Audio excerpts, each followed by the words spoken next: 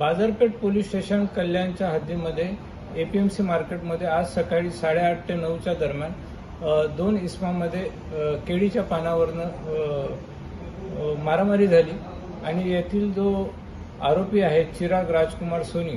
यांनी चमनलाल नंदलाल कारला याला छाती आणि पोटामध्ये कैचीच्या साह्याने वार करून गंभीर जखमात करून त्याच्या मृत्यूस कारणीभूत झाला। तसेच मयत चमनलाल नंदलाल कारला याचा मुलगा कार्तिक आणि त्याची पत्नी नीतू देवी यांनाही त्यांनी त्या कैचीच्या साह्याने मारहाण करून त्यांनाही गंभीर दुखापत केलेली आहे। या घटनेमध्ये चमनलाल नंदलाल कारला हा उपचार करताना मयत झालेला आहे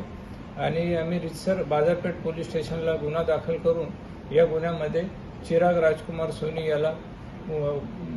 बाजारपेठ पोलीस स्टेशनच्या अधिकाऱ्यांनी ताबडतोब अर्ध्या तासाच्या आत अटक केलेली आहे।